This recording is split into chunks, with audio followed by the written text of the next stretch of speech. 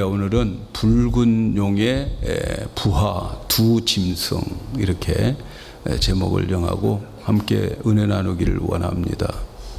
여러분, 공포 영화 좋아하십니까? 공포 영화. 저는 공포 영화는 그냥 공포 연속도 보기가 싫어요. 얼마나 이 영화를 보면서, 공포 영화를 보면서 소름이 끼치고 막 머리카락이 막 쓰고 등에 식은땀이 막 흘리면서 영화를 보는 적이 있어요.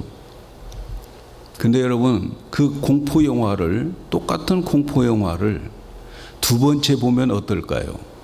똑같은 공포 영화를 두 번째 볼 때 막 머리가 쫑긋쫑긋 쓰고 또 등에 땀이 나고 긴장하면서 보아질까요? 놀라면서 보아질까요? 어떤 무서운 장면이 나오면 그 다음에 어떻게 될 것인가를 알고 있어요. 그래서 두 번째 똑같은 공포 영화를 보면 그렇게 두렵고 떨고 긴장하면서 보지 않아요. 태연하게 보는 거죠. 요한계시록을 기록한 목적이 바로 그런 거예요. 요한계시록을 기록한 목적은 공포에 떨지 말라고 첫 번째 영화를 보여주는 거예요. 그래서 요한계시록에 나타나는 이 모든 내용들을 읽으면서 미리 보여주면서 우리 생애에 일어나는 그런 일들이 있을 때에 당황하지 말고 떨지 말고 두려워하지 말라 하는 말이에요. 아무리 무서운 재앙이 와도 그 재앙이 우리에게 있어도 하나님께서 끝까지 지켜주시고 마지막에는 성도들에게 해피엔딩으로 끝나게 될 것이다. 그것을 지금 요한계시록을 통해서 보여주고 있는 거죠. 그래서 끝까지 믿음 가지고 두려워하지 말고, 세상 돌아가는 것 때문에 믿음 팔아먹지 말고 끝까지 인내와 믿음으로 견뎌라.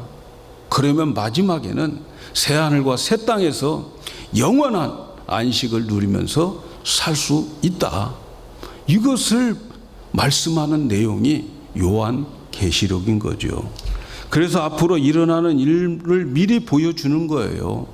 그래서 그 과정을 보지 말고 끝을 보라. 지금 힘들고 어렵고 우리에게 여러 가지 환란이 있어도 끝에 가서 봐라. 새하늘과 새 땅이 펼쳐지고 영원한 천국에서 영원히 안식을 받는, 그렇게 살 사람들이 성도들이다 하면서 이 마지막 이것을 해피엔딩으로 끝나니까 성경에서 나오는 매뉴얼대로 인생을 살아라 하는 것이 요한계시록을 우리에게 가르쳐준 목적입니다. 지난 주일에 우리는 12장을 통해서 큰 싸움에 대한 말씀을 받았어요. 큰 싸움. 요한이 하늘에서 보니까 하늘의 이적들 밑에 땅에는 큰 싸움이 있었는데, 어떤 싸움인가? 하늘에서 쫓겨난 붉은 용이 이 세상에 있는 여자를 못 살게 하고 여자를 죽이려고 하는 거죠. 그 여자가 뭐라고 그랬죠? 교회라고 그랬어요. 그러니까 하늘에서 보니까 이 세상은 전쟁터인데, 무슨 전쟁터인가? 세상에 붉은 용이 나타나 가지고 하여튼 교회를 어떻게 해서든지 무너뜨리려고 하는 그러한 전쟁을 하고 있더라 하는 거지요. 그래서 이 교회에 있는 성도들을 다 무너뜨리고 믿음 다 팔아먹게 하고, 그리고 자기와 함께 지옥으로 같이 가서 영원히 거기에서 살도록 유혹을 하는 거죠. 마귀는 자기의 때가 얼마 남은 줄을 알았죠. 그래서 그 여자를 더 괴롭힙니다. 마귀가 뒤에서, 여자 뒤에서 막 그 입으로, 용이 입으로 막 물을 토해 가지고 큰 강을 이루게 되는데, 그런데 땅이 그 물을 흡수하고 하나님이 돕고 그래서 이 교회가 건장해지는 거죠. 그러니까 용이 더 화가 나가지고 그래서 이 교회를 어떻게 무너뜨릴까, 이 여자를 어떻게 무너뜨릴까 하고 바닷가 모래에 서 있는 내용을 지난 12장의 마지막 절에 나오는 거예요. 그래서 마지막 절을 제가 12장 마지막 절을 읽어드리면 용이 여자에게 분노하여 돌아가서 그 여자의 남은 자손 곧 하나님의 계명을 지키며 예수의 증거를 가진 자들로 더불어 싸우려고 바다 모래 위에 섰더라. 그게 지난주에 말씀 마지막이에요. 이제 모래 위에 서서 바다 모래 위에 서서 그 여자를 어떻게 하면은 그 여자와 그 여자가 낳은 그 자녀들을 없애버릴까 하고 고민하면서 씩씩거리면서 모래 위에 서 있는 거지요. 그래서 오늘 말씀은 바로 그 연속이라고 생각하시면 돼요. 여자를 죽이려고 이제 바다 모래 이가의 모래밭에 서서 교회를 어떻게 하면 죽일까 하면서 구체적인 내용이 오늘 우리가 읽은 말씀이에요. 사단이 교회를 어떻게 무너뜨릴지를 보여주는 말씀인데 이 말씀은 말세에 살아가는 성도들에게 사탄이 어떤 전략으로 우리의 믿음과 우리의 교회를 무너뜨리려고 하는지를 미리 보여주는 거예요. 그러니까 우리는 미리 공포영화 보는 거예요. 지금 이걸 봤으면 그런 모습이 이 세상에 닥칠 때에 태어나라는 거죠. 공포에 떨지 말고 믿음 끝까지 지켜라 하는 거죠. 왜 보여준다고요? 두려워하지 말라고. 두려워하지 말고 속지 말고 끝까지 인내와 믿음으로 이겨라. 그래서 13장의 내용을 우리에게 소개하고 있는 거죠. 오늘 말씀에 보면 하늘에서 쫓겨난 붉은 용이 교회와 싸우려고 바다 모래 위에 서 있는데 어떤 작업을 하는가 하면은 바다에 서서 두 짐승을 불러요. 하나는 바다에서 짐승이 하나 올라오고 하나는 땅에서 짐승이 하나 올라오는 거지요. 그래서 붉은 용이 이 두 짐승을 부하로 삼게 하기 위해서 자기의 권세와 능력을 주어서 여자를 즉 교회를 무너뜨리려고 하는 거지요. 이 첫째 짐승은 바다에서 불러낸다 하는 것을 살펴보려고 그래요. 1절 2절에 보니까 내가 보니 바다에 한 짐승이 나오는데 뿔이 10이요 머리가 7이라. 그 뿔에는 10 면류관이 있고 그 머리에는 참남된 이름들이 있더라. 내가 본 짐승은 표범과 비슷하고 그 발은 곰의 발 같고 그 입은 사자의 입 같은데 용이 자기의 능력과 보좌와 큰 권세를 그에게 주었다. 용은 누구예요? 용은 바로 사단 마귀죠. 모래밭에 서 있는 용이 보니까 바다에서 짐승이 올라오는데 이런 모습이었다는 거죠. 그 짐승이 뿔이 10이요 머리가 7이나 되는 괴물 같은 짐승이 올라와요. 그런데 그 뿔에는 10 면류관이 있더라 하는 거죠. 여러분 우리는 이 말씀을 대할 때에 우리에게는 정말 생소하게 들리죠. 그러나 여러분 이 요한계시록을 읽는 초대교인과 그리고 유대인들은 이 말이 생소한 말이 아니에요. 그들은 너무 많이 들었던 말이에요. 여러분 유대인들은 12살이 되면은 그들은 시나고그에 가가지고 두루마기 성경을 읽는 거예요. 그 두루마기 성경을 12살 때부터 읽기 시작하는데 그들은 그 성경을 읽으면서 이런 내용이 구약에 이미 나왔구나. 구약에 있었던 이야기가 또 나오네. 이렇게 그들은 받아들이는 거예요. 다 알고 있는 내용이에요. 이 내용이 어디에 나오는가? 어디에 나오냐면 구약 성경 다니엘에 나옵니다. 여러분 다니엘서는 이스라엘 백성들이 포로 생활 70년 동안 하는 그 기간 동안에 지어진 책이 다니엘이. 다니엘이 본 환상을 기록했어요. 70년 동안 포로 생활하는 그 가운데에서 이런 내용들의 그 내용이 나와요. 그래서 이런 이상한 이 다니엘이 본 환상이 나오는데, 거기에 다니엘은 사자 같기도 하고, 또 독수리 날개를 가진 짐승이 나오기도 하고, 또 하나 짐승은 곰인데 이 곰과 같은 짐승이 하나 또 나오고, 그리고 세 번째 짐승은 표범 같고, 네 번째 짐승은 마지막 짐승인데 이런 쇠로 큰 막 이를 가지고 있어서 아무거나 다 막 쇠로 그 쇠이빨로 부숴버리고 발로는 다 밟아버리는 그런 이상한 짐승. 그런데 뿔이 10개가 있고 이런 짐승이 나온다는 거예요. 그런데 세월이 지나서 보니까 다니엘이 꾸었던 그 환상들이 뭔가 봤더니 그 짐승들은 다 제국들이었다는 거예요. 나라들이었어요. 나라들. 첫 번째 짐승 사자와 독수리 같은 짐승은 지나놓고 보니까 그게 바로 바벨론 나라와 느부갓네살 왕이었다라고 하는 것을 유대인들은 다 알아요. 초대교회의 요한계시록 편지를 읽는 사람들은 다 알고 있어요. 두 번째 짐승이 곰인데 이 곰은 메데 그리고 페르시아의 제국의 나라였다. 그런데 바벨론 망하고 페르시아 망하고, 그리고 세 번째 짐승 표범 같은 짐승이 나타났는데 이 표범 같은 짐승은 헬라 제국의 그 짐승이었다 하는 것을 다 알고 있어요. 그리고 마지막에 정말 쇠로 된 이가 튼튼하고 정말 무지막지한 그 10뿔을 가진 짐승이 나오는데, 그 짐승은 지금 자기들이 살고 있는 로마 제국이라는 것을 알고 있어요. 지금 이스라엘 백성과 초대교회 성도들은 지금 이 편지를 받고 있을 때는 로마 제국 하에 살고 있었어요. 그래서 오늘 나온 이 짐승 로마 제국인 것을 알아요. 이 바다에서 나오는 짐승이 뭘 말하지?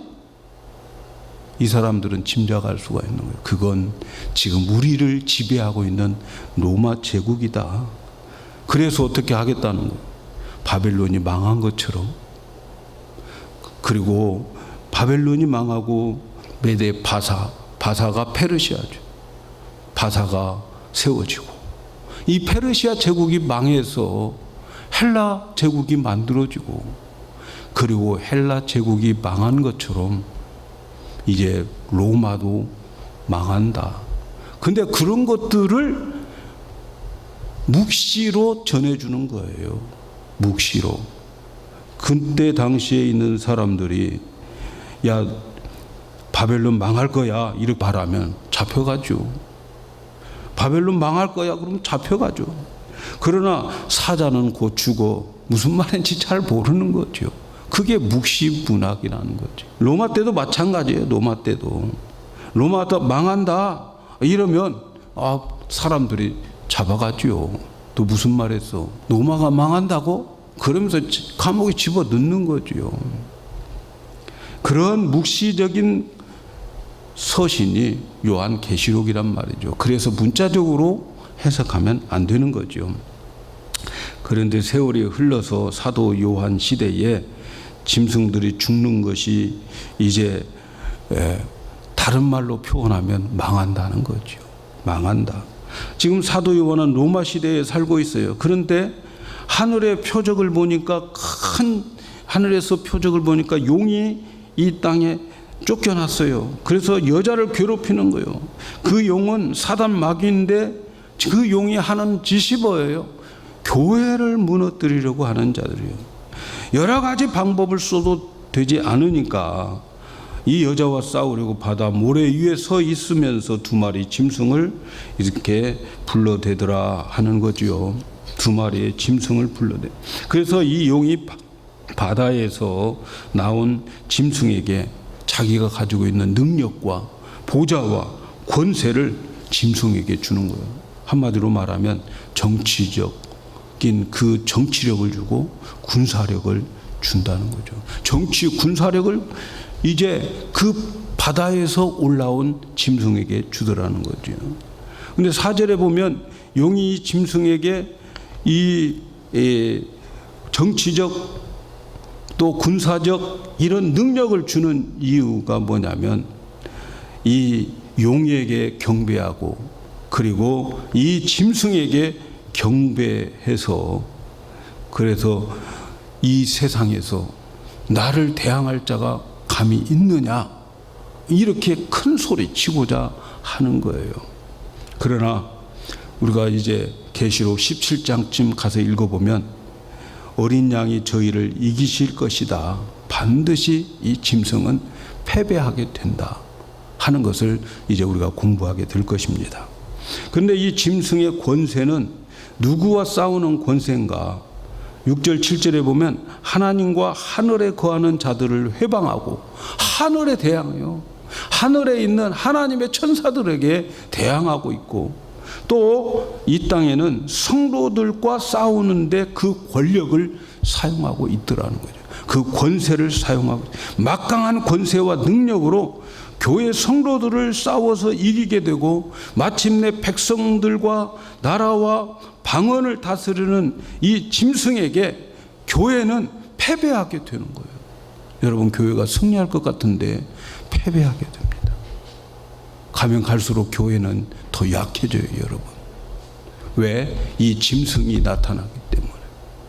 짐승이 세상의 정치적인 힘, 군사적인 힘 가지고 교회를 파괴하고 있기 때문에 교회가 패배되더라는 거죠. 바로 이 짐승은 다니엘서에 나온 짐승인데 현재는 표본처럼 빠르고 곰처럼 대적을 짓밟고 또 사자처럼 포효해서 입으로 삼키는 성질을 가진 그때 당시에 로마 제국을 말하는 거예요.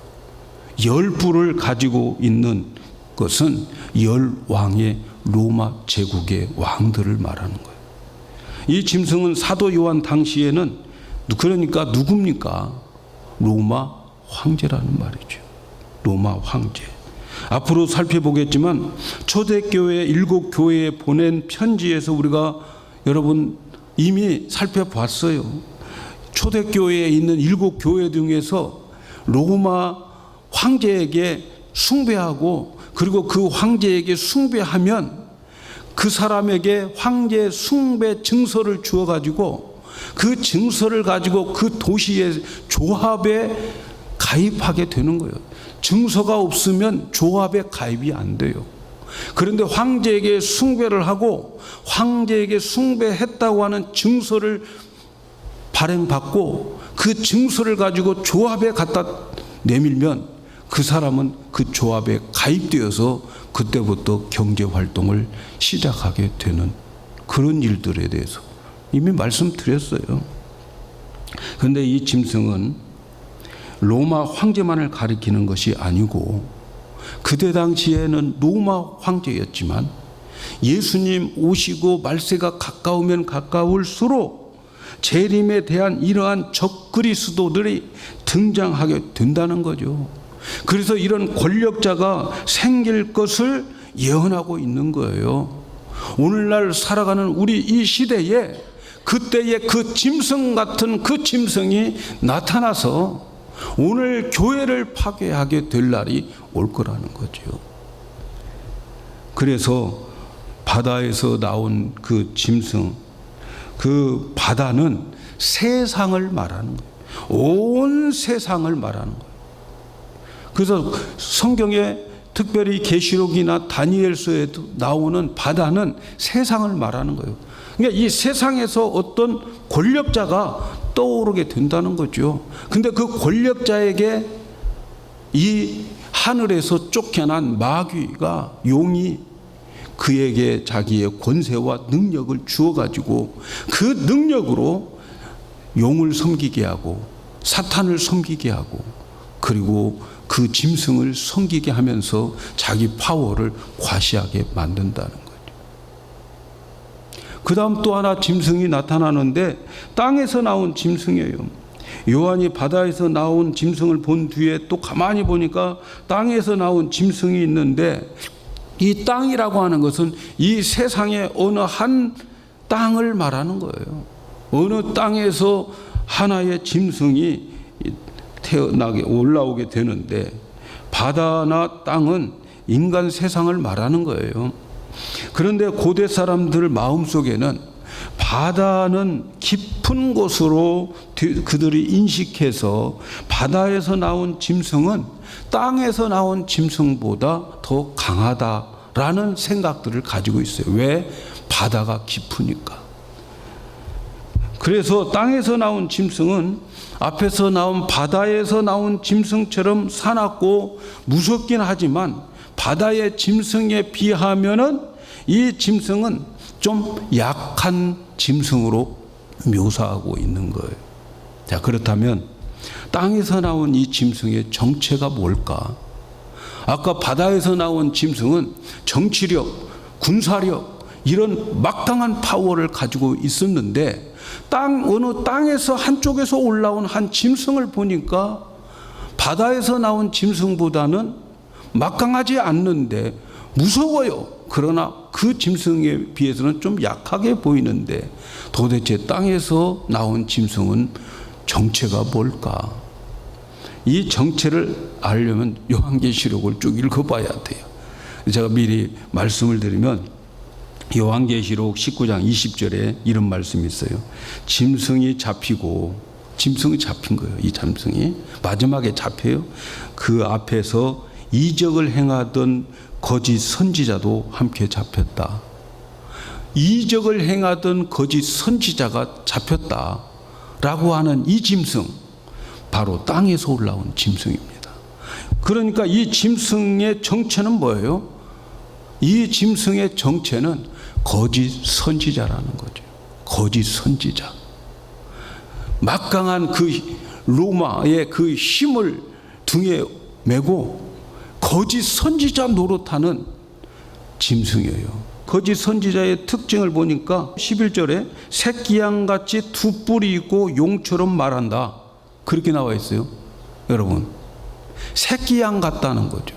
거짓 선지자들, 여기에 나오는 모든 거짓 선지자들은 하나님과 예수 그리스도를 흉내내고 있어요. 비슷하게 나타나는 거예요. 비슷하게. 예수님 어린 양으로 나타나잖아요. 예수님 어린 양으로 나타나는데, 이 적그리스도 보니까 새끼 양 같은데 두 뿔을 가지고 있고 용처럼 말하더라 하는 거죠. 적그리스도의 세계는 어린 양을 가장합니다, 여러분. 예수님을 가장해요. 세상의 짐승의 세계는 이 하나님을 흉내를 내는 거예요. 하나님의 삼위일체 하나님의 흉내를 자기들도 만들어내는데, 붉은 용, 그리고 바다에서 나온 짐승, 그리고 땅에서 나오는 짐승, 이런 세 개의 머리채대, 삼두체를 가지고서 삼위일체 하나님을 흉내내는 거예요. 이 양도 말이야, 이 짐승도 어린 양으로 나타나가지고 예수님의 흉내를 나타내는데, 뿔이 10개예요. 요한계시록 5장 6절에 보면 예수님에게는 어린 양으로 나타나는데 뿔이 7개입니다. 여러분 말씀드렸죠? 요한계시록에서 나오는 숫자들은 의미가 있는데 7은 완전수예요. 땅의 숫자 4와 그리고 하늘의 숫자 3, 성부, 성자, 성령 합쳐서 완전수는 거예요. 7 외에 다른 수는 완전하지 않아요. 근데 이 양은 말이죠, 이 어린 양은 뿔을 달고 나왔는데 그 뿔이 몇 개냐? 10개입니다. 여러분, 7개가 셉니까? 10개가 셉니까? 7개가 세요? 10개가 세요? 10개가 셀 것 같죠? 그러나 완전수는 7인 거예요. 7이 더 센 거예요, 여러분. 믿습니까? 7개를 가지고 7의 뿔은 파워를 말하는 거예요. 그런데 이 적그리스도는 10개의 뿔을 가지고 왔으니까 예수님보다 더 많은 뿔을 가지고 왔다, 속이는 거죠. 이렇게 거짓 선지자들은 비슷한 흉내를 내면서 교활하고 간사하게 말을 하는데, 그렇게 말하는 것을 뭐라고 말해요? 용이 말하는 것처럼 말한다는 거죠. 막 무섭게 말하는 게 아니에요. 교활하게, 간사하게 말을 해서 사람들을 미혹에 빠지게 만든다는 거죠. 12절을 보면 땅의 짐승은 먼저 나온 바다 짐승에게 권세를 받아가지고 행세를 해요. 먼저 나온 이 바다에서 나온 짐승에게 권세를 받아요. 거짓 선지자가 정치적 군사력을 등에 안고 거짓 선지자 노릇한다는 거. 그래가지고 이제 짐승은 로마 황제의 권력을 얻고 사람들로 하여금 로마 황제를 숭배하게 만드는 거예요. 거짓 선지자가, 거짓 선지자들이. 하나님 알아. 그런데 이분도 하나님 버금가는 분이야. 그러니까 우리 숭배해야지. 그래서 숭배하게 유혹을 해서 숭배를 해서 그리고 짐승표 받고 그리고 사업하자 하는 거지요. 거짓 선지자가 짐승의 힘을 얻고 또 큰 이적을 행합니다. 하늘에서 불이 떨어지더라. 하늘에서 불이 떨어져 사람들 보는 앞에서 이 거짓 선지자가 마귀의 힘을 입어서 하늘에서 불이 떨어지는 기적을 행하게 되는 거예요. 여러분, 주님의 재림이 가까워질수록 거짓 선지자들의 손에는 성경과 찬송을 들고 이적을 행하는 때가 옵니다. 여러분, 잘 들으세요. 정신 차려야 돼요. 병도 고치고 기적도 일으키고 불도 떨어지게 하는 때가 옵니다. 여러분, 그 모습을 보면서 많은 사람들이 미혹되어서 야, 여기가 진짜야, 여기에 기적이 일어나고 있어, 사람들은 이단으로 몰려듭니다. 그곳에 살 길이 있다고 생각하는 거예요. 왜? 눈에 보이는 표적들이 있으니까, 기적이 일어나니까 그곳으로 가는 거지요. 그래서 많은 사람들이 그 기적 보고 몰려드는 거예요. 마귀의 역사인지도 모르고 이제 몰려드는 그런 때가 온다는 거예요. 여러분, 사랑하는 여러분, 말세에 살아가면서 이런 말 많이 하지 않아요? 말씀은 좋은데, 은혜도 되는데 왜 기적은 안 일어날까? 왜 우리 교회는 기적도 없지? 왜 우리가 기도하는데 응답이 없고 먹고 살기 힘드는 시대가 더 오느냐? 우리 그렇게 예배드리고 그렇게 열심히 기도하는데 왜 이렇게 우리의 삶은 힘든가? 왜 이렇게 어려운가?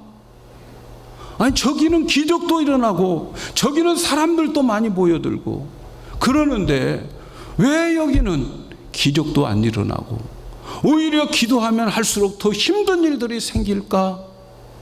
여러분, 말세에 이런 교회가 생길 겁니다. 말세에 우리가 조심해야 할 것이 있습니다. 말세에 사는 성도들이 눈에 보이는 어떤 표적을 중심으로 신앙생활을 하는 것은, 사랑하는 여러분, 너무너무 위험합니다. 우리에게 중요한 것은 그 교회의 밑바닥에 흘러가는 진정한 메시지가 무엇인가, 이것을 성도들은 찾아내야 됩니다. 우리 교회에 진정한 메시지가 있는가, 이것을 찾아내야 돼요. 여러분, 말세에 중요한 것은 이적이 아니라 말씀입니다. 말씀이에요. 우리가 12장에서 붉은 용을 이기는 방법 3가지 봤잖아요. 첫째는 어린 양의 피라고 그랬어요. 어린 양의 피는 사랑입니다. 사랑이 넘쳐야 사탄이 물러가는 거예요. 두 번째는 증거의 말씀이라고 말했어요. 증거하는 말씀. 말씀이 사탄을 이기게 되는 거예요.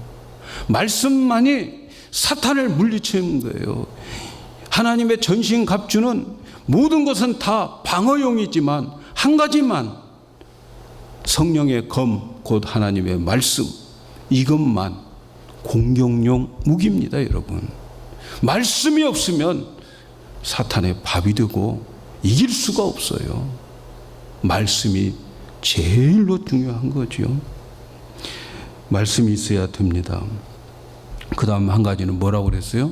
충성, 죽기까지 생명 아끼지 않고 충성하는 자. 사탄은요, 목숨 내놓고 충성하는 그곳에는 도망갑니다. 그곳에 가지도 않아요. 목숨 내놓고 충성하는 그런 교회, 그 교회가 말세에 살아납니다. 저는 여러분들의 목숨 내놓고 충성하는 것은 여러분 자신을 위해서 하는 거예요. 저를 위해서 할 필요도 없어요, 여러분. 우리 각자를 위해서 목숨 내놓고 충성해야 되는 거예요. 내 믿음 지키기 위해서 하는 거예요. 그것 없이는 이길 수가 없어요. 표적과 기적과 이런 기사를 보고 쫓아다니다가 말세에 망합니다. 눈에 보이는 기적보다는 내 마음을 흔들고 내 마음을 갈아엎어버리는 그 말씀이 진짜 살아나는 거예요. 그것이 내 영혼을 살리게 하는 거예요. 데살로니가 후서 2장 9절 10절에 보니까 악한 자의 임함은 사단의 역사를 따라 모든 능력과 사단의 역사에 따라서 사단의 일하는 것에 따라서 모든 능력, 이 능력은 어떤 능력이에요? 사단의 능력이에요. 표적, 거짓, 기적, 불의, 모든 속임수로 멸망하는 자들에게 임하리니 이는 저희가 진리의 사랑을 받지 아니하여 구원함을 얻지 못합니다. 진리의 사랑을 받으셔야 돼요. 하나님의 말씀으로 무장하셔야 돼요. 말세에 진리의 말씀을 사랑하지 않고 눈에 보이는 표적과 능력과 거짓 기적을 좋아하는 사람들에게는 사단에게 속아서 사단의 종이 되어서 마침내 구원 못 받아요. 지금은 구원받을 것 같지만 마지막 구원 못 받아요. 말세가 되면 보이는 기적보다 말씀을 더 가까이 해야 됩니다, 여러분. 세상 거 다 가져도 구원 못 받으면 꽝이잖아요, 여러분. 말씀 공부하는 것보다 더 중요한 것이 있으면 안 돼요. 오늘 우리는 이 두 짐승을 보았어요. 세상에서 출현한 이 두 짐승. 그때 당시에는 로마 황제였어요. 세상의 권력을 안고 성도들을 미혹하는 거짓 선지자, 땅에서 나온 짐승이에요. 오늘날 이 짐승들은 어떤 짐승으로부터 나올까요? 여러분, 오늘 우리가 살아가는 그때 그 짐승들과 오늘날의 짐승은 다를 텐데, 여러분, 오늘날은 어떤 짐승이 지금 나타났습니까? 오늘날 나타난 짐승은 만몬 짐승입니다. 만몬이 뭐예요? 재물입니다. 재물. 물질입니다. 물질. 이 물질 앞에 다 무릎을 꿇고 있습니다, 여러분. 만몬 짐승, 오늘 나타나고 있는 거지요. 이 짐승 보세요. 이런 짐승이 이제 세상 등지고 이 세상에서 살아가는 방법은 오직 돈이다. 돈 따라가면 망하는 거죠. 돈이 지배하면 망합니다. 천박한 상업 자본주의.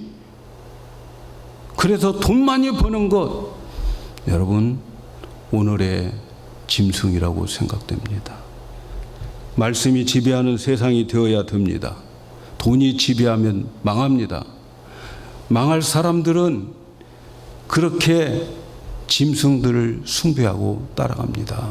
돈 없어도 말씀으로 사는 자는 마지막에 승리한다는 것을 정말 여러분 믿어주시기를 바랍니다. 오늘 말씀에 666이라고 하는 말이 나오죠. 여러분, 참 말도 많고 탈도 많은 숫자가 666이에요. 666. 오늘 분명히 좀 알고 돌아가시면 좋겠어요. 한때는 이 666이 바코드라고 그래가지고 다들 크레딧 카드 안 만든다고 그러고 뭐 바코드 되어져 있는 건 참여 안 하려고들 엄청 했는데, 이제는 바코드 이제 문제 없어요. 다 받았어요. 왜? 그 시대 지나갔으니까. 이제는 새로운 것이 또 등장하고 있어요. 얼마나 이 바코드라고 하는 것 때문에 한때 교계가 시끄러웠는지 몰라요. 그런데 요즘은 보니까 코로나 백신 맞은 거 그게 다 바코드라고 해서 또 안 맞는 사람들 수두룩해요. 맞을지 안 맞을지는 여러분이 알아서 결정을 하고 들어보세요. 여러분, 666이라고 하는 게 도대체 뭘까? 시간이 좀 가지만 제가 말씀드릴게요. 고대 시대에는요, 이 숫자를 가지고 무엇을 상징하는 방법이 있었어요. 숫자 가지고 뭘 의미해요? 그걸 케마트리아라고 말합니다. 그런데 이 히브리어는 헬라어는 이 알파벳에 숫자가 있어요. 그래서 로마 문자를 한번 생각해요. I가 로마 숫자로는 몇이에요? 1이잖아요. 2는 뭐예요? I 2개가 2 있잖아요. 3은 I 3개가 3인 거예요. 5는 뭐죠? 5는 V. V가 5예요. 10은 X가 10인 거예요.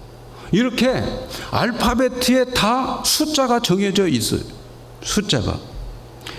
그래서 그 이름이 이름의 알파벳을 숫자로 만들어 놓아서 이 사람은 555야 이렇게 말하는.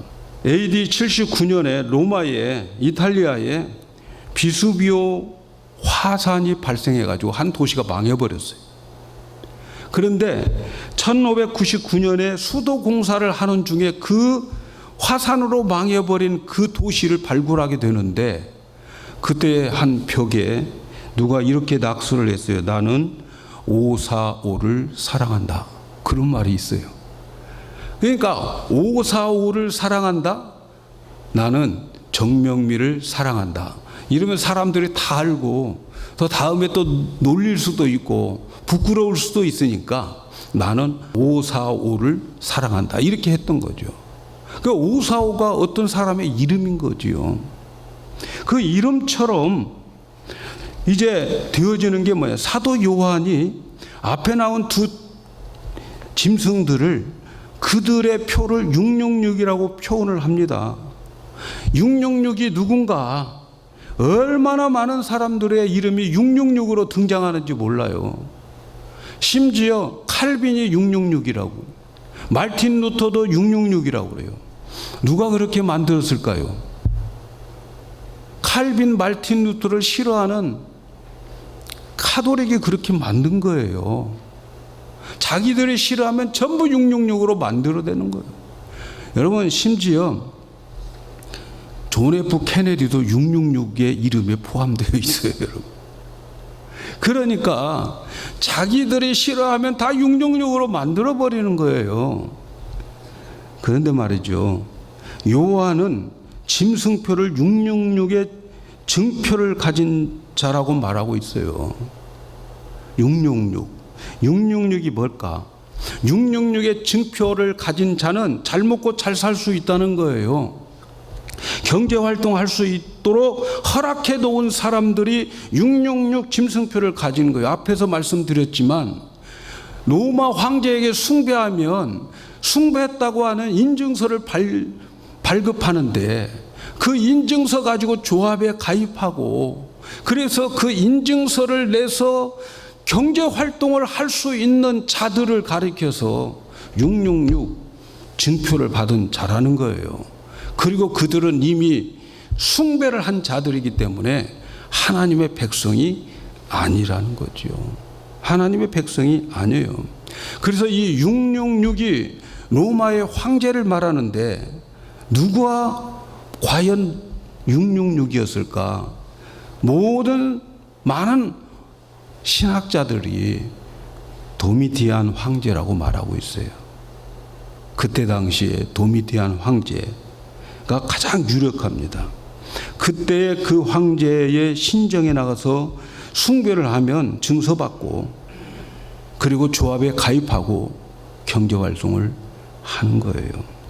그래서 짐승표를 받는다, 표를 이마에 받고 오른손에 받는다.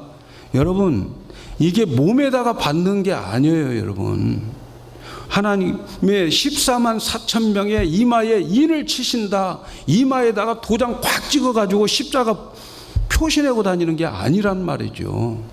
이것은 어디까지나 상징적인 거예요. 짐승표 받으면, 표라고 하는 말은 인이라는 거죠. 인감도장이라는 거죠. 내가 짐승표 받으면 나는 짐승에 속한 자다. 14만 4천 명은 하나님께 속한 자다. 그런 말이에요. 그런 말. 이해가십니까, 여러분? 그래서 이 표를 받는다는 것은 소유의 의미가 있어요. 소유의 의미가. 자, 그래서 요한계시록에 나오는 숫자는 전부가 다 상징적이에요. 이 6이라고 하는 숫자를 오늘 말씀에도 보니까 사람의 숫자예요. 사람의 숫자. 근데 사람의 숫자가 3개 모여서 삼위일체 흉내를 내는 거예요. 666. 그러면 사람으로서는 완벽한 파워를 가지고 있다는 거예요. 사람으로서 이 666을 이길 힘이 없어요. 그런데 하나님의 숫자는 7입니다. 7. 그래서 이 777이 나중에 가면은 666보다 전문 용어로 한 끗 높아요. 예? 그래가지고 이기게 된다는 거예요, 여러분. 아시겠습니까? 그래서 반드시 666은 777 앞에서 지게 된다 하는 것이 성경의 메시지입니다, 여러분. 백신 맞을 거요, 안 맞을 거요? 알아서들 아세요. 알아서들. 그러니까 666에 신경을 쓰다가 본질을 놓치지 말아야 됩니다, 여러분. 666 짐승표를 가지고 세상을 지배하고 있지만 끝까지 인내하고 믿음을 지키면 참고 기다려라. 그러면 새하늘과 새 땅이 오고 하나님이 지켜주신다. 좀 굶어라. 배고파도 세상의 짐승표 받지 말고 좀 굶어라. 붉은 용과 바다에서 나온 짐승, 이런 짐승들이 교회 성도들을 괴롭힐 것이는데 조금만 참아라. 인내하며 말씀 붙잡고 있어라. 바벨론이 망한 것처럼, 페르시아가 망한 것처럼, 헬라가 망한 것처럼, 로마가 망한 것처럼 오늘날 교회를 핍박하는 그 무리들은 망한다. 그날 올 때까지 인내와 믿음으로 승리하라. 세상의 권력과 능력, 적그리스도의 그 표적과 기적에 넘어가지 말고, 예? 영광교회 열심히 다녀서 수요일 성경 공부 열심히 나오고 열심히 기도해라 하는 그 말씀 아닐까요, 여러분? 믿습니까? 기도하겠어요.